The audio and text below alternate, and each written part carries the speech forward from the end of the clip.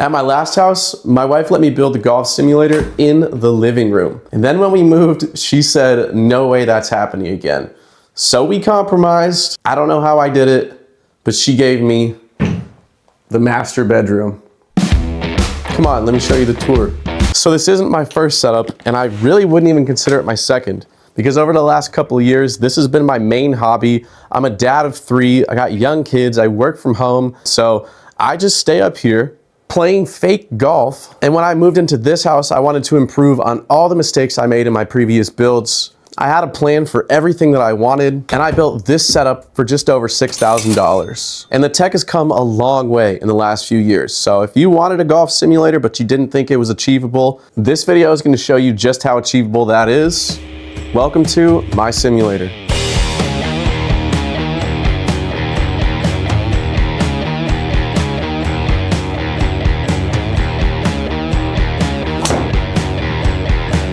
You'd be surprised with how small of a space you can actually get away with. And in some aspects, my room is more than enough. My width, wall to wall, is 15 feet wide. That leaves me with gaps on both sides of my enclosure, and it's essentially the minimum width you'd need to accommodate left and right-handed players comfortably. But if you don't really care about lefties, just enough room for your enclosure will do. My room's length, wall to wall, behind the enclosure, 21 feet. To the very back of the room. Again, the bare minimum is about 16, 17 feet, but you really want as much space as possible. 1, for furniture like this, but 2, you want to be comfortable in your space. Any doubts in your ability to swing full, and you're not going to see your true distances or shot shape. And that brings me to the worst part of my setup. I only have 9-foot ceilings, so I have grazed the ceiling a couple times with driver. So for most golfers, you're going to be the most comfortable at 9.5 or higher. So when it comes to the build, there are some areas that you really just cannot skimp on. And I've wasted a lot of money going the absolute cheapest route. Made a lot of mistakes, but also figured out some great ways to save money and build something incredible. So probably the #1 mistake every budget sim builder makes is skimping out on their mat. And this is a recipe for disaster. It'll cause you joint pain, you'll learn bad habits, and it won't actually simulate golf whatsoever. Close to a year ago now, I picked up this hitting mat, and it is one of the thickest. It's 100% nylon, and it actually simulates grass more than grass. You can actually hit down on the ball, you'll see the club go in the turf, and you're gonna get real feedback on heavy shots. You will lose 20, 30 yards if you hit behind the ball. This would be the only hitting surface I need if I didn't have a spinal fusion done 5 months ago. I don't want the extra stress on my body, so instead of completely replacing this, I'm using it as a stance mat, which I highly recommend doing. Get yourself a quality hitting strip. These ones here are from Bullseye. It's a company out of Canada, and they make some of the most quality hitting strips out there. This is their soft strike, and it looks a lot like my stance mat, but it is way softer. Still gonna allow for that hitting down feeling. And then surprisingly, their 3D hitting strip, which has an extra 3D layer in the middle there, is actually the one I've been enjoying the most, and it kind of feels like hitting off a really tight fairway. Still gonna punish your fat shots, still gonna allow you to hit down, but I think it's important to have options when it comes to hitting strips. So I built myself this little platform with Velcro so I can switch these out at any time. And instead of spending $500 to $1,000 on a full version of one of these hitting strips, which you will have to replace eventually, durable stance mat, quality hitting strip, call it a day. I went a different route with the surrounding turf this time, the turf in front of my enclosure. Last time I went ultra budget. There's some turf you can get at Lowe's, Menards, like 85 cents a square foot. Put it on top of some foam gym tiles, and it looks pretty good.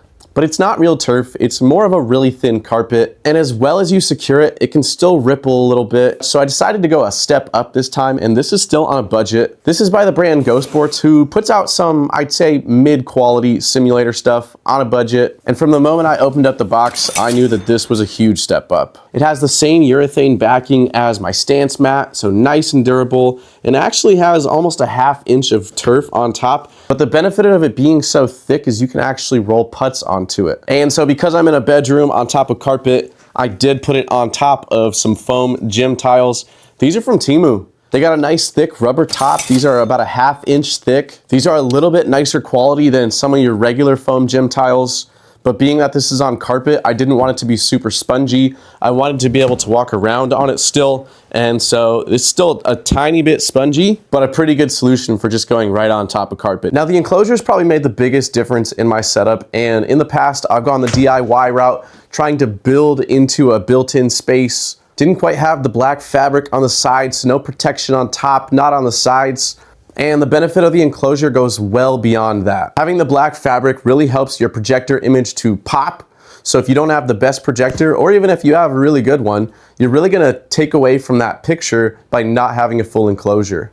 I've wasted so much money and time on the physical enclosure because I didn't want to spend $3,000 plus like the big names are charging. And then I found this one on Temu. All right, check this out. So this is a full 10 by 8 by 5 foot deep enclosure from Temu, and it includes everything you see here. Now, I've seen some DIY builds where you can design your own, buy all the parts, cut your own poles, get your own screen, and honestly, it comes out to be about the same price. I paid less than $700 for this, which was an absolute steal.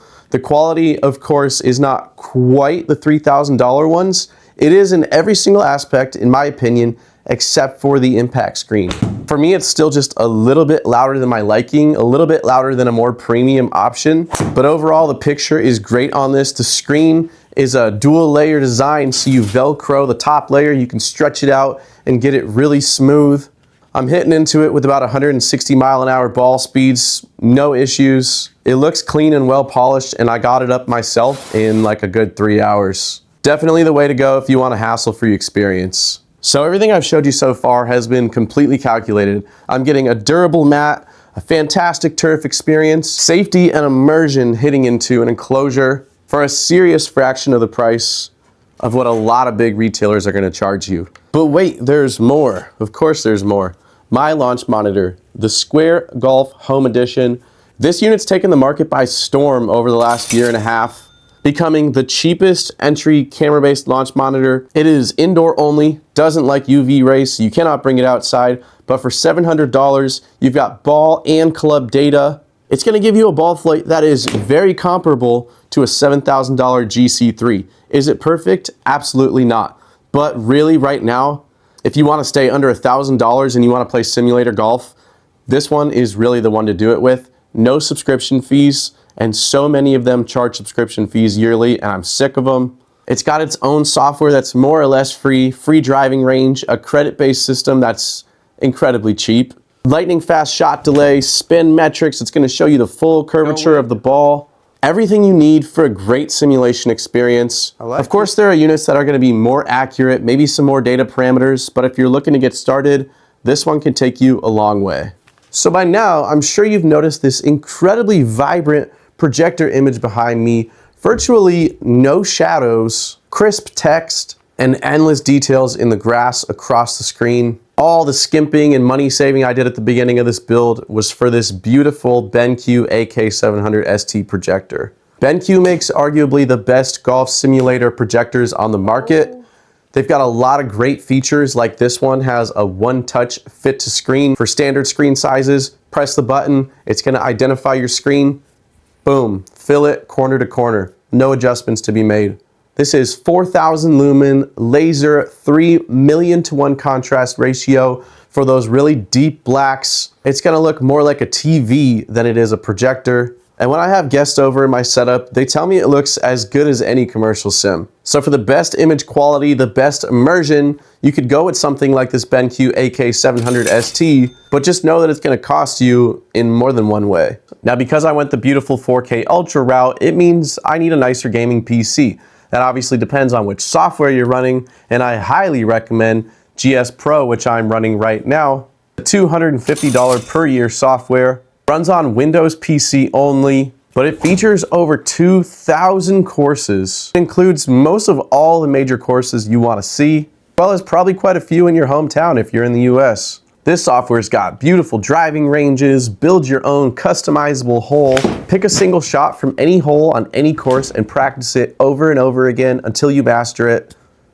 You've got online play against other users, a simulator golf tour that I'm absolutely loving, climbing the ranks, competing, getting out of my comfort zone. But because I want to do that in 4K, I do need a decent PC.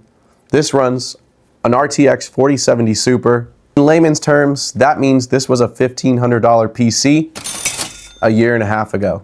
So that's my setup, a beautiful 4K golf simulator for just over $6,000. Major drawbacks being ceiling height, the launch monitor, which calculates the data, a little bit on the budget side, but still acceptable. Enclosure could be a little bit more premium when it comes to the sound and the quality of the impact screen, but the trade-off, once again, is we've saved some money. But this is really how it goes with the golf simulator project. It's never truly finished until you get that $50,000, hopefully, $50,000 setup, you know, that you've been dreaming of. But this is my setup. I'm really happy with it. Hopefully you could take some of those ideas with your own setup, because I know you'll be building one now.